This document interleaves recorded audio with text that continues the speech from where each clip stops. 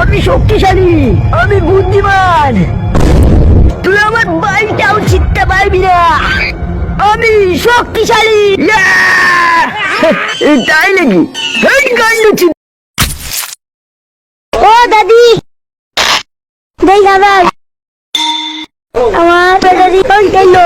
আস্তাগফিরুল্লাহ।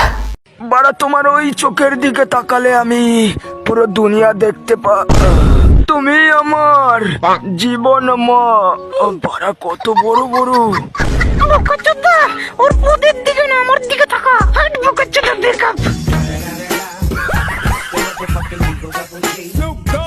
ঠিক করে মারতে হবে বাড়া। বাড়াটা কি করছে?